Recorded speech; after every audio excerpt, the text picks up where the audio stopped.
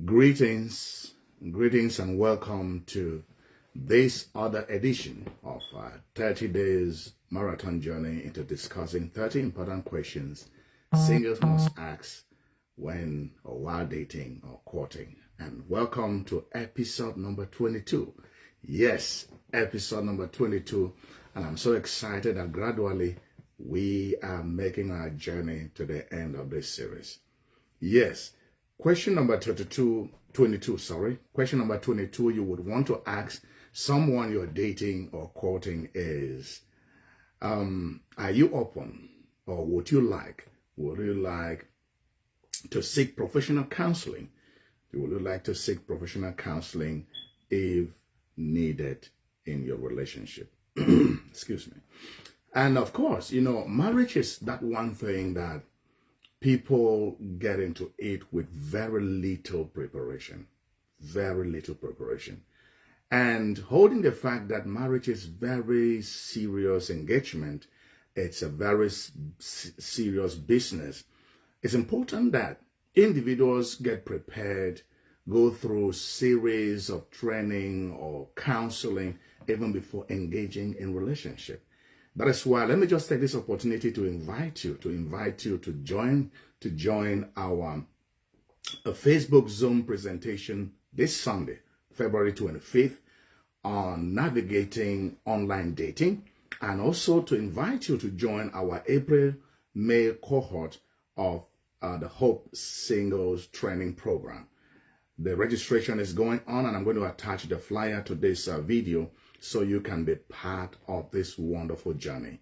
And I said we are dealing with episode number 22 in our journey into discussing 30 important questions singles must ask while dating or courting. And the question number 22 is, would you like to seek professional counseling in your relationship if need arises? I was talking with a lady that was some few weeks ago, and I have related her story in one of these episodes. And she has this guy who was coming in from abroad to Africa, Cameroon, and this guy had been showing interest in her.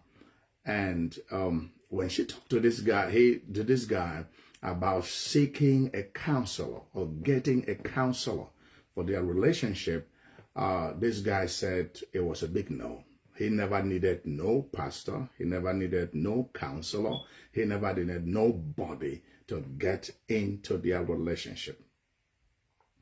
And it was a bit worrying. It was worrying to understand that as an individual who would not want to seek counseling for such an important thing as marriage.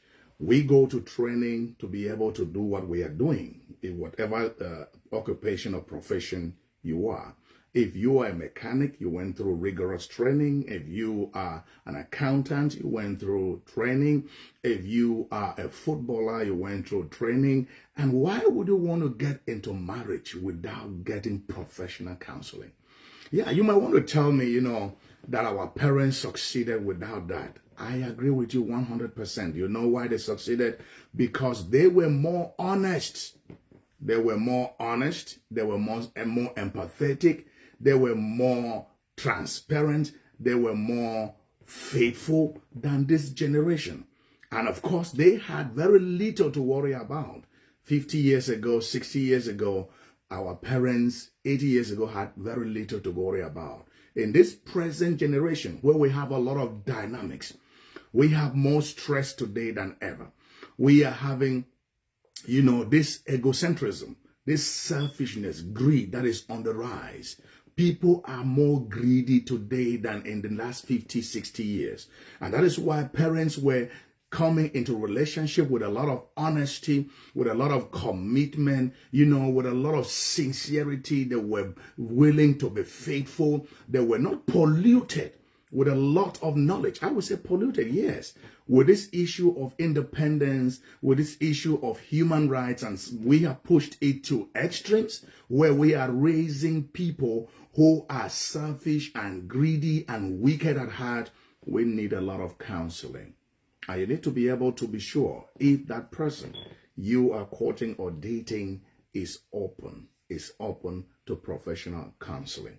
Because your marriage, your relationship is going to experience difficulties, some challenges, and you will need somebody who is trained. You will need somebody who is skilled to be able to sit down with you and be able to talk things over and walk you through your relationship. And it's important to get a professional counselor involved in your relationship just at the very beginning, so that you will be able to learn the skills. You'll be able to understand how to identify red flags and how to be able to navigate the very delicate and difficult journey called relationship and marriage. Is that person open to professional assistance? Is that person even open to advice in the first place? Because there are people who are not open to advice, who are not open to counseling, and when they begin to go in a direction, there is nothing that would stop them. And even some of them, when they even meet with a rock, when they face difficulties, then when they even understand that what the direction they have chosen is not the right one, they are facing the consequences, their pride and ego will not even allow them to make a U-turn. You want to be sure. And in every relationship, let me tell you this, you must have somebody, even if it's not a professional counselor, even if it's not your pastor, even if it's not your parents, which are key persons. These are key persons, a professional counselor, your parents, your spiritual leader.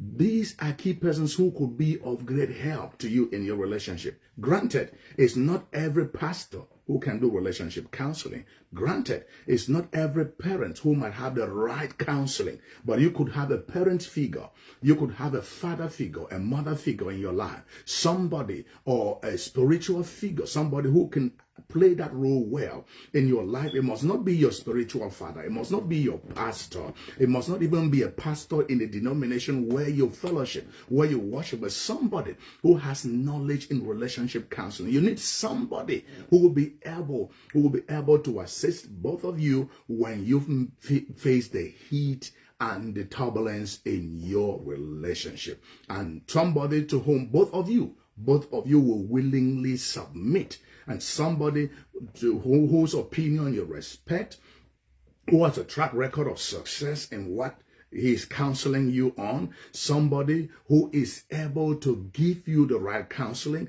and who is able to correct you when need be, rebuke you when need be, and you'll be able to take that in good faith. And every relationship needs a counselor. And you want to get into a relationship with somebody who will be willing, that both of you could submit to somebody and be able to walk through your relationship and navigate those difficult times, so you'll be able to have a blissful relationship. Is that person you are courting? Is that person you are dating? Is that person open to relationship counseling? Will they accept advice? Will they accept counseling? Don't get into a relationship with somebody who would not listen to anybody. Some of them don't even listen to their own parents. They don't listen to no siblings. They don't listen to no relative. They don't listen to no professional counseling. Even some of them, if you take them even to government authorities, they still don't listen. Remember, one of the greatest things you should look for in anyone that you are planning to spend the rest of your life with is adaptability and flexibility. Are they willing to change? Are they willing to adapt to new situations? Are they flexible enough that you will be able to navigate the bends and the difficult turns in relationship with them? Or are they too rigid? They just want to keep their own ideas. They want to do their own things, and nobody can talk to them.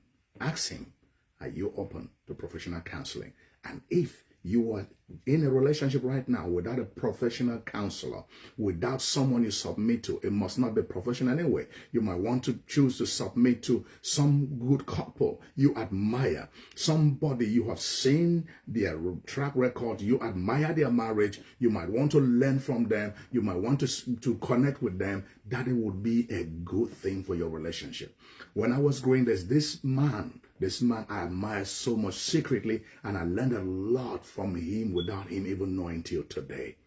He was a great and is still a great person. He's a minister of the gospel. I was close to him. I admired his home. and I'm trying my best to model my home after his.